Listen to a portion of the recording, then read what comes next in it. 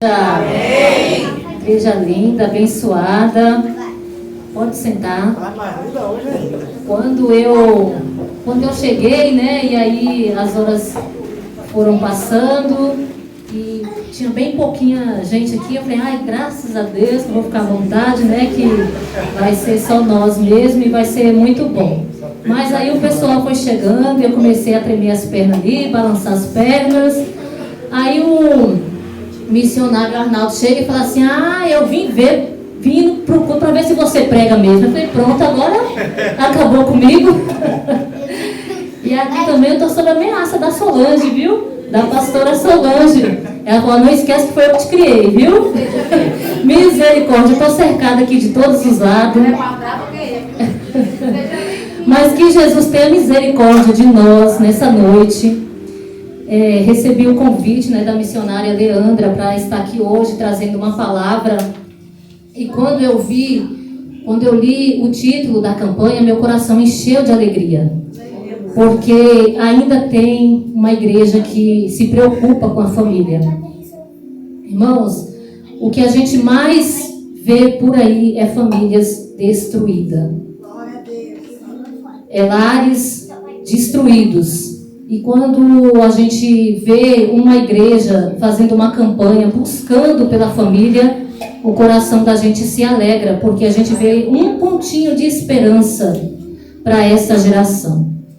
E eu quero perguntar, quem veio aqui hoje buscar uma bênção para a família?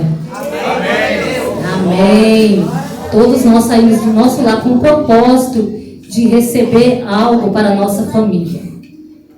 Quem aqui tem problemas na família? Ninguém tem, eu acho que é só a minha família que tem, né?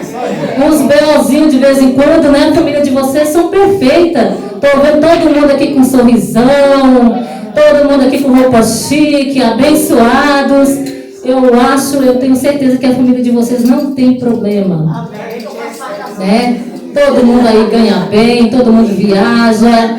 Os filhos são muito obedientes, né? Oh, glória a Deus. Os filhos, assim, a mãe fala uma vez, ele já escuta. É uma bênção, não tem discussão, não tem nada no lado de vocês. Eu acho que é só lá em casa que de vez em quando rolam uns B.O.s, que meu Deus do céu. Mas esse tema família é um tema que ultimamente eu estou estudando sobre família. E eu confesso para vocês, eu tenho 20 anos de casada, tenho 2 filhas, uma de 19 e uma de 9. E pasmem vocês, mas só esse ano que eu estou buscando conhecimento sobre família. E isso não deveria começar lá quando estava namorando, né? Quando queria constituir uma família. Eu não deveria estar estudando sobre família quando eu estava começando a ter esse desejo de namorar, de casar? Olha aí já uma dica para os jovens aí que querem constituir família, querem casar. Ao invés de ficar aí no TikTok só, descendo o dedinho, vai lá procurar saber o que é uma família. Irmãos, e aí quando eu comecei a analisar mais, a buscar mais um entendimento sobre família, eu comecei a perceber que eu estava fazendo tudo errado. Eu falei, misericórdia, meu Deus. E agora, será que tem jeito para mim ainda? Porque eu estava levando a minha família assim, a minha casa, a minha família assim, a Deus dará. E muitas vezes a gente fala assim, olha, a minha família está nas mãos de Deus. Mas será que você está colocando nas mãos de Deus com o propósito de melhorar a tua família? Ou você colocou na mão de Deus, largou na mão de Deus para tirar a sua responsabilidade da tua família? Porque há uma diferença. Quando uma mãe está lá com o filho não obedece, o filho é desobediente, o filho não quer nada com Deus, não quer nada com a família, tá lá, sabe, jogado. E aí a mãe fala bem assim, eu larguei de mão, agora tá na mão de Deus. Quantas vezes você já ouviu isso? E quantas vezes a gente mesmo fala isso? Quer saber? Eu não quero mais ter problema com ele ou com ela. Agora está na mão de Deus. Deus faz o que quiser. Isso aí, nós não estamos colocando na mão de Deus com o propósito de Deus trabalhar na vida daquele filho. Mas nós estamos tirando a nossa responsabilidade e jogando lá na mão de Deus. E nós não podemos fazer isso jamais. Porque quando Deus te escolheu para ser mãe e para ser pai deste teu filho, dessa tua filha, Ele te deu a responsabilidade de cuidar, de zelar, porque no último dia Ele vai querer de volta. E Ele não vai querer qualquer coisa. Porque quando Ele te deu perfeito. E está na nossa responsabilidade a gente entregar para o Senhor o melhor. Então, irmãos, eu estou aqui com uma missão bem complicada, bem difícil, porque trazer a palavra de Deus já não é fácil. E quando nós vamos falar de família, é algo assim meio que desconfortável. Porque, como eu falei para vocês, a nossa família tem problema. E não adianta eu chegar aqui e começar a profetizar para todo mundo: olha, tua casa vai ser uma bênção, você vai ser isso, você vai ser aquilo, teu filho vai ser advogado, seu filho vai ser professor, e sair entregando bênção, revelação para todo mundo, se a gente não trazer aqui o conhecimento da verdade para a gente colocar em prática. Então, o que o Senhor colocou no meu coração aqui, ela está mais em forma de um conselho para nós, tudo bem? Amém. Vocês aceitam? Amém. Então, o negócio vai ser meio forte, tanto para mim, que eu já apanhei em casa, lendo, né, a palavra, e vai ser também um pouco pesado para vocês aqui também. Mas por quê? Porque nós temos o propósito de sair daqui com a nossa família abençoada. Não é verdade? Então, a palavra de Deus que está como tema dessa campanha é Josué, capítulo 24 e o versículo 15. Eu vou ler aqui, não vou ler o texto todo não, porque ele é bem grande. E aqui é Josué falando, né, para o povo ali de Israel. Se, porém, não agrada a vocês servir ao Senhor, escolham hoje a quem irão servir. Se aos deuses que os seus antepassados serviram além do Eufrates, ou os deuses dos amorreus, em cuja terra vocês estão vivendo. Mas eu e minha família serviremos ao Senhor. Aqui nesse contexto, Josué, ele estava diante de todo o povo de Israel. Ele convocou todo o povo de Israel, convocou os líderes, todo o povo de Israel. E aqui Josué, ele fala para aquele povo, ele relembra tudo ali o que Deus já tinha feito com eles. E ali Josué fala para o povo, fala, vocês escolhem. Porque Josué, ele já sabia que ele estava ali no fim da vida dele, que ele ia partir. Então ele chama o povo e aconselha: olha, vocês escolhem hoje o que vocês querem. Ou servir a Deus, ou servir o Deus dos amorreus, o Deus dos antepassados de vocês. O que vocês querem? O que vocês decidem hoje? Vocês querem servir a Deus de verdade, ou vocês querem servir os deuses do antepassado? E ali o povo, né, ele promete: não, nós vamos servir a Deus, né? Nossa família vai ser do Senhor. Só que para a gente entender aqui esse contexto, nós vamos lá para Deuteronômio. Quem tiver com a Bíblia aí pode abrir. Deuteronômio, capítulo 6.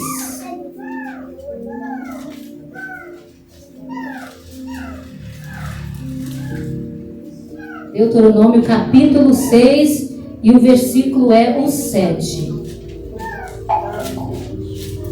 Preste bastante atenção, que aqui nós vamos tirar algumas lições desse texto aqui. Quando Josué chama o povo e fala, né, vocês decidem hoje se vai servir a Deus ou os deuses do antepassado, Josué está querendo dizer para o povo assim, ó, se vocês forem servir a Deus, então vocês têm que obedecer os mandamentos, os estatutos que o Senhor colocou para nós. Porque não tem como nós falarmos que servimos a Deus se a gente não obedecer às leis, não obedecer às escrituras que o Senhor deixou para nós. E lá em Deuteronômio 6, versículo 7, está escrito assim, ó. Ensine-as com persistência a seus filhos. Converse sobre elas quando estiver sentado em casa, quando estiver andando pelo caminho, quando se deitar e quando se levantar. Amarre-as com um sinal nos braços e prenda-os na testa. Escreva-as nos batentes das portas de sua casa e em seus portões. Aqui, esse mandamento aqui era para os pais estar ensinando para os filhos a palavra de Deus. A estar sempre lembrando para os filhos a palavra de Deus. E aqui, durante eu estava lendo esse texto, Deus colocou alguns tópicos aqui para mim estar falando entre nós aqui, porque esse conselho é tanto para vocês quanto para mim. Porque toda vez, né, que Deus dá uma palavra, não é só para a igreja. Primeiro é para o pregador, para aprender alguma coisa, né? E depois para vocês. Mas aqui, ó, no versículo aqui 6, capítulo 6, versículo 7, está falando aqui, ó. Converse sobre ela o quê? A palavra. Converse com seus filhos sobre a palavra. A palavra de quem? A palavra de Deus. Fale sobre os testemunhos do que aconteceu. Então, os pais, eles tinham que contar para os filhos todos aqueles acontecimentos que tinham acontecido. Aqueles milagres que tinham acontecido quando o povo saiu do Egito. Aqueles milagres que eles viram, era sempre para estar relembrando para os filhos. Ali quando desceu o maná, quando o mar vermelho se abriu. Então tudo isso os pais tinham que estar falando para os filhos tudo o que aconteceu. E para nós hoje também, irmãos, é a mesma coisa. Nós devemos estar sempre falando da palavra de Deus para os nossos filhos. Sempre testemunhando das maravilhas do Senhor para os nossos filhos. E quantas vezes nós passamos dias, semanas, meses e não falamos nada para os nossos filhos, não conversamos nada sobre Deus, sobre algo que Ele fez na nossa vida, sobre um testemunho que aconteceu conosco, sobre um livramento que Deus nos deu. Muitas vezes nós não falamos nada para os nossos filhos. E é importante a gente falar isso para os nossos filhos, para eles verem que o nosso Deus, Ele continua fazendo maravilhas. E a própria palavra também, vocês podem pegar a Bíblia junto com o filho de vocês e ler. E não importa a idade. Porque às vezes a gente pensa, ele é pequenininho, um bebê, não precisa ler. Tem que ler sim, desde pequeno. Pega um trechinho ali bem fácil da Bíblia e vai ensinando para o teu filho. Vai falando sobre a palavra de Deus para os teus filhos. A outra coisa que o Senhor falou aqui comigo, está escrito aqui, ó, em casa, na tua casa. Vamos ler de novo, quero que vocês entendam bem. Aqui, ó. Converse sobre elas quando estiver sentado em casa. Quando estiver sentado em casa. E eu fiquei analisando. Mas como assim? Em casa, a gente falar da palavra de Deus, orientar nossos filhos. Irmãos, quantas vezes nós pais, a gente se mostra pais amorosos, pais bondosos, pais perfeitos na igreja, ou na rua, ou na casa de um vizinho, ou na casa de alguém, mas em casa nós somos uma bomba atômica. nós somos ignorantes. Nós somos irados, nervosos. E aqui na palavra de Deus está falando, é em casa. Então não adianta, às vezes, você ser um pai top aqui na igreja, ou ser uma mãe maravilhosa aqui na igreja, ser doce aqui na igreja, mas na sua casa você vive irada, vive irado, ignorante, tratando os seus filhos como se fosse qualquer coisa. Quantas vezes tem filhos adolescentes e ele olha para um obreiro, uma obreira, um pastor, uma pastora e fala, eu queria ter minha mãe igual ela. Mas não sabe que às vezes ela em casa é pior do que a mãe dele. Porque na igreja nós queremos uma performance. Nós nos mostramos perfeitos. E aqui vocês podem pensar e falar assim, nossa, ela está falando sobre família, então ela deve ser uma mãe perfeita. Não sou. Pergunte para minhas duas filhas o que eu tenho a melhorar, que elas vão falar. E olhe lá se não ficar falando o dia inteiro, né? Oh, minha mãe precisa melhorar nisso, nisso, nisso e nisso. Por quê? Porque nos lugares onde nós estamos expostos, nós queremos ser uma coisa. Mas dentro da nossa casa é que a gente mostra quem realmente nós somos. E quantas vezes a gente é muito educado lá fora, mas dentro da nossa casa nós somos mal educados, nós somos impacientes com nossos filhos. Porque se alguém chegar de fora na minha casa e deixar um copo cair, eu vou falar, não, imagina, pode deixar que eu pego todos os cacos, senta lá com seu filho, não se preocupa. Mas se for a minha filha que quebrar um copo, eu já quero matar ela. Por que você fez isso? Aonde que você estava com sua atenção, que você deixou esse copo cair? E aí eu já fico irada e já começo a já jogar um monte de palavras para minha filha. Então, aonde ficou a minha educação? Só com os de fora. A minha doçura ficou só com os de fora. A minha gentileza ficou só com os de fora. Ficou só na igreja. Mas e dentro da minha casa? E os pais? Os esposos? As esposas? Que a esposa, ela quer dar vida na igreja, ela quer fazer tudo para a igreja. Mas dentro da casa, ela não quer servir o marido. Ou o marido que para as outras mulheres ele é o bonzão, ele é o cavalheiro, ele abre a porta do carro, ele faz tudo, mas para a esposa ele trata como se fosse uma qualquer. Deus. Então, irmãos, para nós levarmos a nossa família para o altar, não é só falar, ó Senhor, está nas tuas mãos. Não. A gente tem que saber cuidar da nossa família. E no último dia, o Senhor vai requerer de nós essa família, esses filhos que Ele te deu, esses filhos que Ele nos deu, Ele vai requerer de volta. Aqui, o terceiro tópico é andando pelo caminho. Andando pelo caminho. Lá em Provérbios 22, se não me engano, o versículo é 5 que fala, né? Ensina o teu filho no caminho em que deve andar.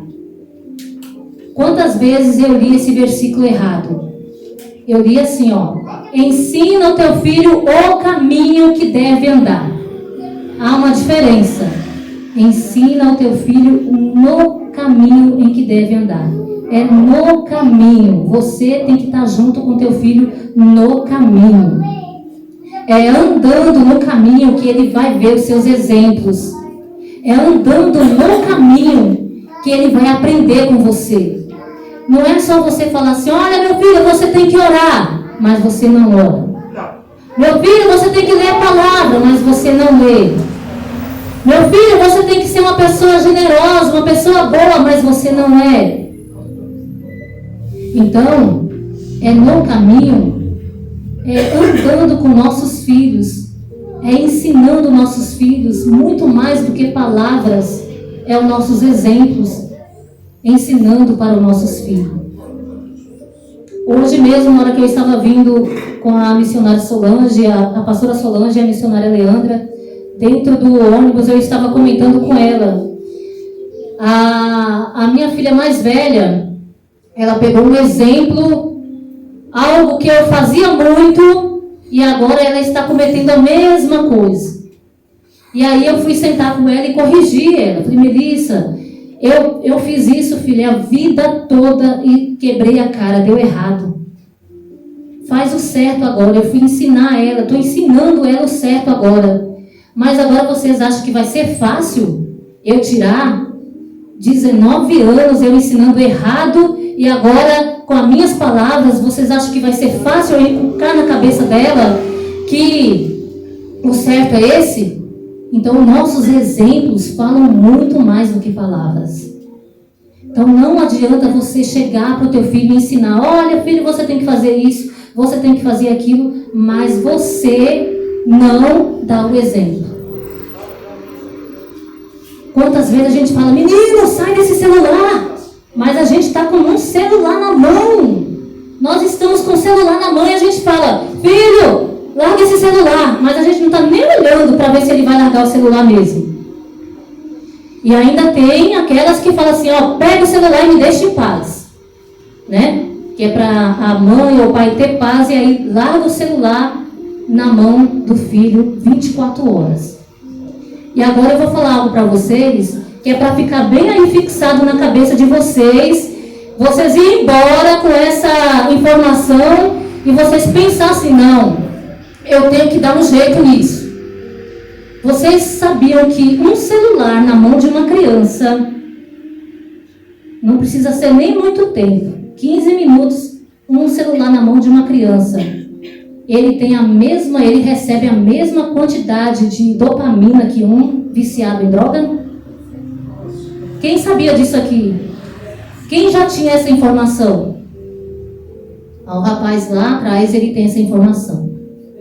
Então, o usuário de droga, quando ele vai lá e usa, não é qualquer droga não, é a cocaína, que é uma das mais pesadas que tem por aí. Quando ele usa a cocaína, ele fica lá doidão, né? Depois ele não consegue dormir, depois ele fica lá, será, eu não sei porque eu nunca usei, mas pelo que a gente ouve falar, né? Fica, né, maluco. Pois você acredita que a criança, quando ela usa o celular sem medida, ela recebe essa mesma quantidade de dopamina que um usuário de droga.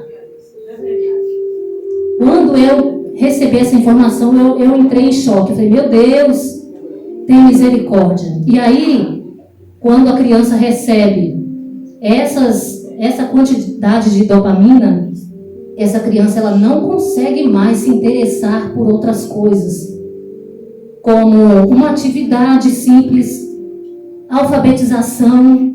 Vai ensinar alfabetização para uma criança hoje? Ele não consegue se concentrar. Tenta tirar o celular da mão de uma criança para você ver como que ela fica. Então aqui, irmãos, a irmã Dilene veio aqui colocar medo em nós. Sim, eu vim colocar medo em vocês.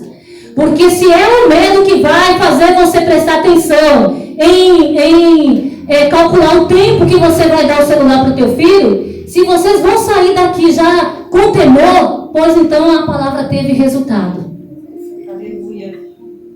Irmãos, olha, isso está acabando com nossos filhos.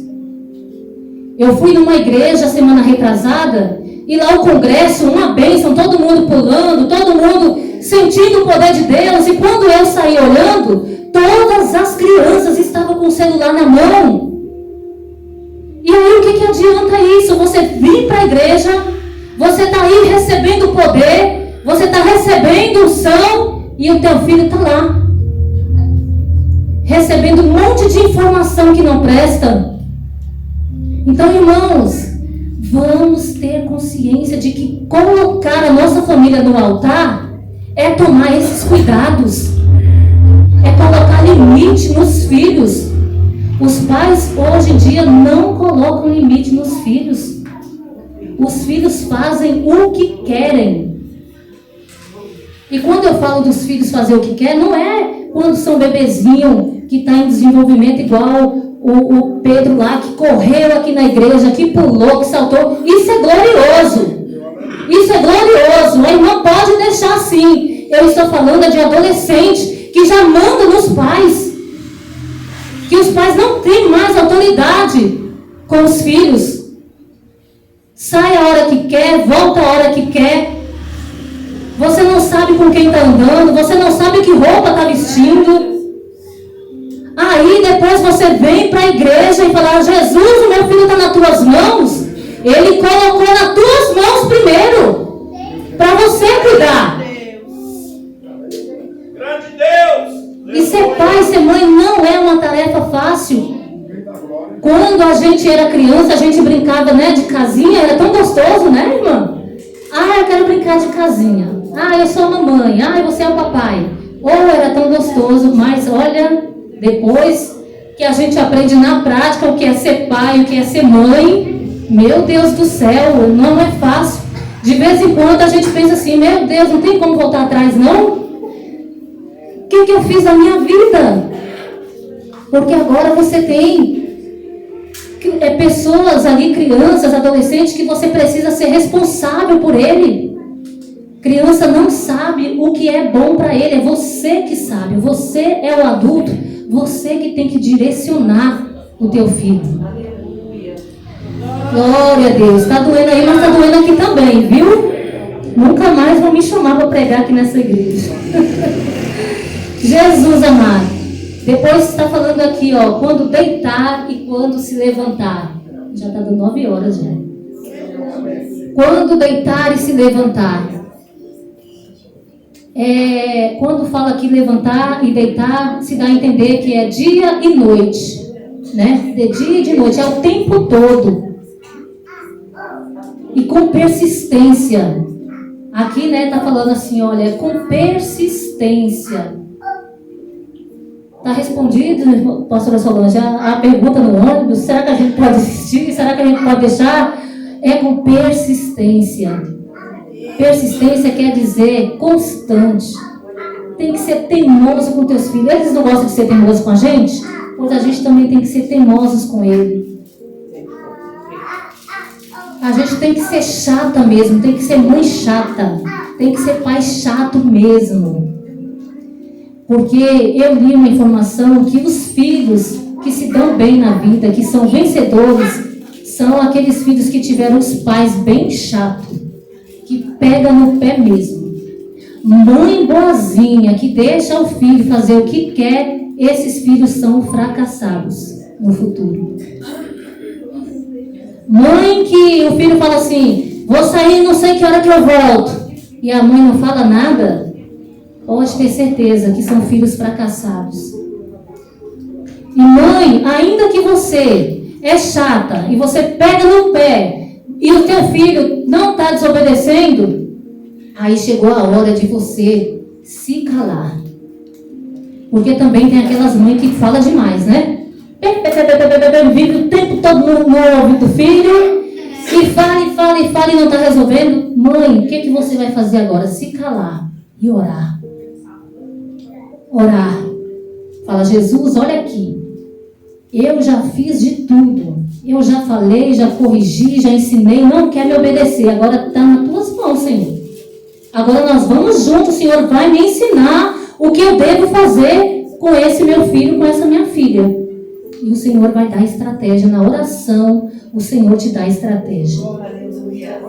Uma vez a minha filha, quando ela tinha 13 para 14 anos, ela chegou em casa da escola e aí ela falou assim: mãe, amanhã eu não quero ir para a escola.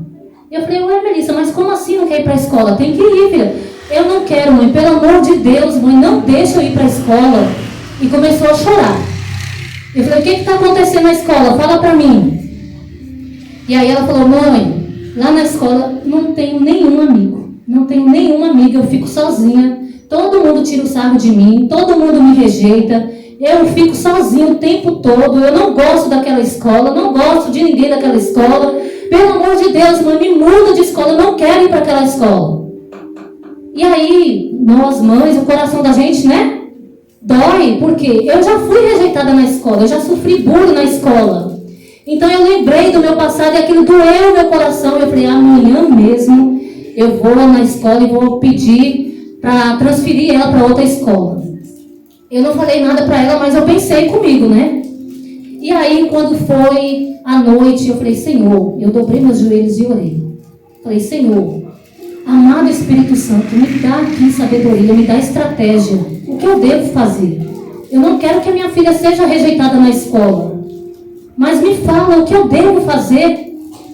E aí, irmãos, o tempo, a noite passou, dormi. Quando foi de manhã, eu ia levantar para ir trabalhar.